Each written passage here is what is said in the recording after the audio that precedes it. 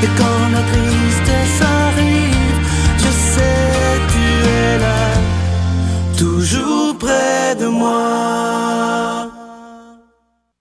Bon mardi, bienvenue à votre émission La Victoire d'amour, j'espère que vous allez bien. Aujourd'hui, comme on le fait tous les mardis, malgré son départ, Raymond nous avait demandé de continuer à passer ses chroniques. Vous savez qu'on aime tellement les chroniques de Raymond. Et même s'il est maintenant dans les bras de Dieu, grâce à la magie et la technologie, Raymond est aussi avec nous, alors on l'écoute. Il nous reste encore à peu près 2 ou 3 semaines de chronique avec Raymond. On l'écoute avec beaucoup de tendresse. Le Seigneur est mon berger, je ne manque de rien. Sur des prés d'herbes fraîches, il me fait reposer. Il me mène vers les eaux tranquilles et me fait revivre. Il me conduit par le juste chemin pour l'honneur de son nom. Si je traverse les ravins de la mort, je ne crains aucun mal, car tu es avec moi. Ton bâton me guide et me rassure. Tu prépares la table pour moi devant mes ennemis. Tu répands le parfum sur ma tête et ma coupe est débordante. Grâce et bonheur m'accompagnent tous les jours de ma vie. J'habiterai la maison du Seigneur pour la durée de mes jours.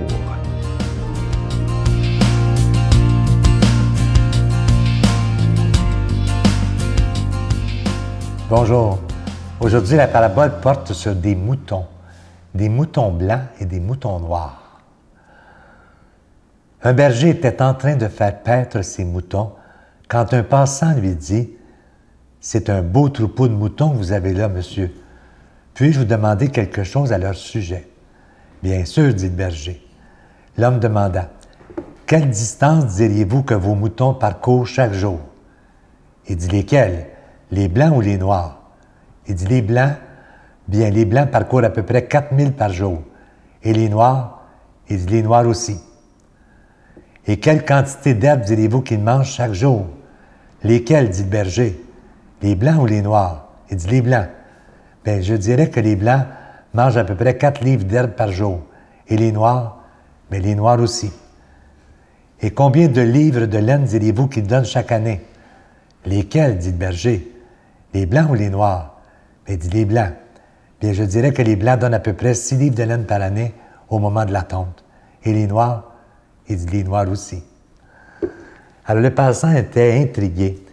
Puis-je vous demander pourquoi vous avez cette étrange habitude de partager votre troupeau en noir et en blanc, chaque fois que vous répondez à l'une de mes questions? Bien, dit le berger, c'est tout naturel. Les blancs sont les miens, voyez-vous. Ah, et les noirs? Mais les noirs aussi. L'esprit humain effectue des divisions insensées dans ce que l'amour perçoit comme un. C'est la parabole de Anthony Di Mello. Alors, diviser, distinguer des outils vieux comme le monde pour établir des différences, des classes et des dominations. C'est vieux comme le monde d'établir de telles divisions et de telles différences chez les gens. Et pourquoi on fait ça? On fait ça tout simplement pour se montrer supérieur aux autres. Et on entend ça encore aujourd'hui, que les Noirs n'ont pas la même intelligence que les Blancs et que les Jaunes non plus. Puis on fait des distinctions entre toutes les races de la Terre. Et ce qui fait dire à ce passant que ça n'a pas d'allure, c'est qu'un moment donné, il voit un paquet d'ossements par terre qui ont été laissés, vous savez, avec des fois dans des tombes là, où il y a plusieurs personnes. Et il raconte que Diogène était en train d'examiner les ossements et il essayait de trouver ceux des propriétaires et ceux des esclaves. Il a été incapable de faire une différence entre les deux, parce que les ossements sont les mêmes. C'est juste la chair qui les recouvre et les vêtements qui les recouvrent qui font des différences. Alors ça veut dire que comme humains, nous sommes tous des humains égaux. Et n'oubliez jamais ça, quelle que soit notre race, notre culture, nous sommes tous égaux. Bonne journée. Notre Père qui es aux cieux, que ton nom soit sanctifié, que ton règne vienne, que ta volonté soit faite sur la terre comme au ciel. Donne-nous aujourd'hui notre pain de ce jour. Pardonne-nous nos offenses comme nous pardonnons à ceux qui nous ont offensés. Ne nous laisse pas entrer en tentation, mais délivre-nous du mal, car c'est à toi qu'appartient le règne, la puissance et la gloire pour les siècles des siècles. Amen. Je suis tellement content de vous parler de ce beau cadeau du mois, ce mois de septembre. Il s'agit du nouveau CD de l'abbé Robert Lemire qui s'intitule « Dieu, le plus grand thérapeute ». Un CD que vous allez beaucoup aimer. Moi, je l'ai écouté, je dois vous dire, on connaît Robert. Avec Robert, c'est jamais compliqué, c'est simple. Et je vous promets des très, très beaux moments. Il a tellement travaillé fort là-dessus. Alors, Dieu, le plus grand thérapeute. Si vous avez des gens autour de vous qui souffrent aussi, je vous le dis, ça se donne vraiment bien. En cadeau, je vous donne l'adresse en vous disant merci de tout cœur de votre générosité. Je vous rappelle, il y a des gens qui se demandent pourquoi on demande des dons à cette émission. Bien, c'est qu'on doit payer pour être à la télévision, que ce soit payer évidemment le réseau, mais aussi on doit payer pour tous les frais de production. On n'a pas de subvention. C'est vraiment vous qui faites que cette émission est possible. Je vous donne l'adresse, la Victoire de l'Amour, casier postal 120, succursale Boucherville à Boucherville, le J4B 5E6, je vous la redonne, la Victoire de l'Amour, casier postal 120, succursale Boucherville à Boucherville, le J4B 5E6. Également par téléphone, par carte de crédit, dans le 514-523-4433, 523-4433 ou sans frais, le 1-888-811-9291, 1-888-811-9291 et aussi sur notre site Internet, le www.lavictoiredelamour.org. Évidemment, je vous invite à ne pas manquer notre émission de la rentrée la semaine prochaine dans nos nouveaux studios. Alors, ça sera évidemment avec Monseigneur Christian Lépine, archevêque de Montréal, et on aura le bonheur aussi de recevoir M. Michel Louvain. Moi, je vous dis merci de tout cœur de votre prière. Vous savez à quel point c'est important, mais merci aussi de tout cœur, de votre grande générosité pour la victoire de l'amour.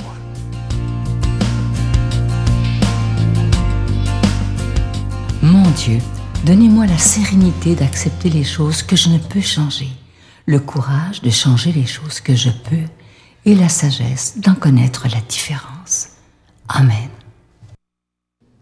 Aujourd'hui, pour la parole de Dieu, on rejoint quelqu'un que j'apprécie beaucoup. Il est là depuis les tout débuts, les balbutiements de la victoire de l'amour, il y a tout près de 20 ans, l'abbé Jean Dethelot.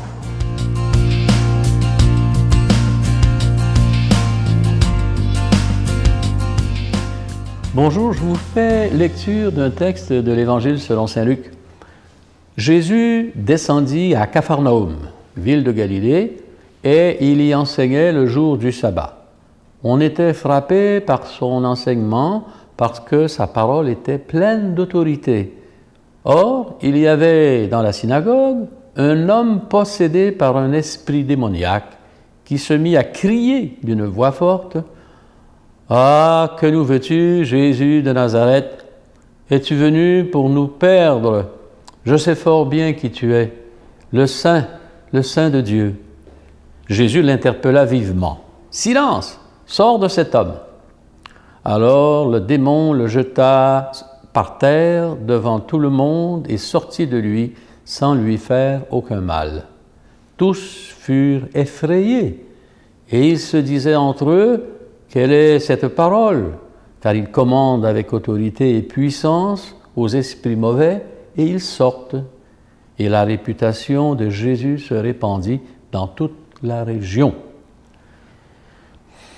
On sait d'expérience qu'il y a dans la vie des humains, dans l'histoire de l'humanité, une lutte entre les forces du mal et les forces du bien, les violences de toutes sortes qui font que les innocents périssent sans raison, etc. Jésus se présente comme le maître de ce combat, par sa parole qui a la puissance, pour ainsi dire, la puissance de la parole créatrice. Vous savez, au début des textes sacrés, la Genèse dit « Dieu dit que la lumière soit et la lumière fut ». Puis on a toujours réfléchi en disant « c'est la parole divine qui est source de la création ». Et Jésus va être présenté comme la parole. Il est le logos, comme on le dit en grec, il est la parole, le verbe de Dieu. La parole, elle est importante. La parole, elle est importante dans nos vies. Celle de Jésus, elle a une puissance et une efficacité pour guérir ce malade et aussi chasser les démons. Bon, moi je dis, il faut réfléchir à l'importance de la parole dans nos vies. Les êtres humains sont des êtres qui parlent. Nous sommes des êtres de parole. La parole nous sert d'expression de notre intérieur, mais aussi expression de notre volonté de rencontrer les autres. Nous nous saluons. « Bonjour, comment ça va? » S'il n'y avait pas de parole, il y aurait peut-être des signes Quand je circule sur la route à cette période de l'année où il fait beau, il y a des motocyclettes, des motards qui circulent, et puis quand ils en croisent d'autres sur la route, ils se font un petit signe comme s'ils étaient des amis, c'est-à-dire, bon, on se reconnaît. Le geste lui-même est une parole. Tout ce qui communique à l'autre quelque chose comme un message, une émotion, ça, c'est une parole. Puis nos paroles à nous sont au cœur de notre existence quotidienne. Combien de fois des gens qui sont seuls dans un foyer, à l'hôpital, s'ennuient parce qu'ils n'ont personne à qui parler.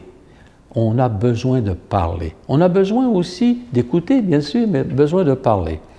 Et on a besoin de vérifier la qualité de nos paroles, parce que la parole, ça fait du bien. Ça peut faire du mal, mais ça fait du bien.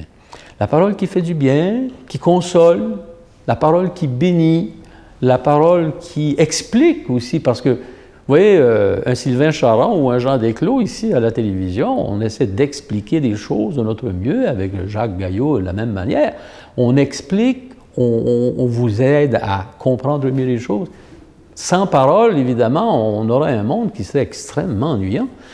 Et la parole, elle est source de développement de notre pensée, de notre créativité, de notre culture. Les mots sont importants. Il faut les choisir avec précaution. Jésus, c'est quelqu'un qui parle bien, avec autorité, c'est-à-dire qu'il ne demande pas aux autres oui, non, c'est de lui que ça vient. Il ne s'appuie pas sur des références de gauche ou de droite. C'est de lui et de son intérieur que cela vient. Il a cette puissance de la parole qui fait changer les choses. Et l'Évangile, c'est une puissance de transformation. C'est la parole qui peut transformer les cœurs, qui nous dit des belles pensées, mais aussi qui nous stimule à garder de l'espérance et du courage. Ne lâchez pas, soyez bons, etc. Et nos prières, c'est une parole qui s'adresse à Dieu, mais que nous entendons en nous-mêmes et qui nous fait du bien.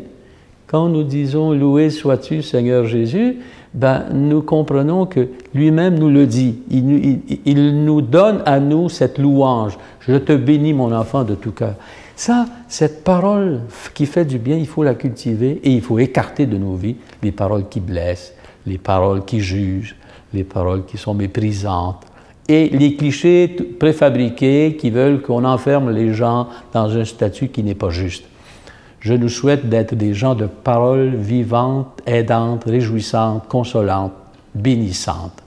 Et je pense que c'est la mission de l'Église d'être porteur de cette parole de Dieu avec courage. Je vous souhaite une bonne journée, je vous bénis de tout cœur au nom du Père et du Fils et du Saint-Esprit. Amen. Je vous salue Marie, pleine de grâce.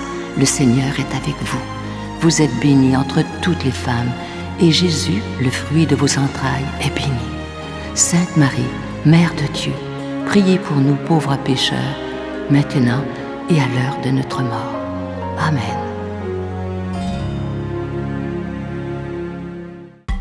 Que tes îles sont belles, Seigneur. Venez vivre une semaine de réflexion spirituelle remplie d'amour et de paix, dans une ambiance fraternelle. Pour une 20e année consécutive, la Victoire de l'amour, en collaboration avec Voyage Intermission, vous invite à son ressourcement annuel à bord du Celebrity Reflection du 10 au 17 janvier 2015. Au départ de Miami, nous ferons escale à Puerto Rico, Saint-Thomas et Saint-Martin, en compagnie de Sœur Angèle, Sylvain Charon et la présence exceptionnelle de l'abbé Robert Jolicoeur. Réservation avec Voyage Intermission au 514-288-6077 ou sans frais au 1-800-465-3255. Ne manquez pas en fin de semaine la nouvelle saison de la Victoire de l'amour, toujours le dimanche 5h30 et 12h30 dans nos nouveaux studios. Et notre invité, Monseigneur Christian Lépine et M. Michel Louvain. À dimanche. À demain, pardon. Bye.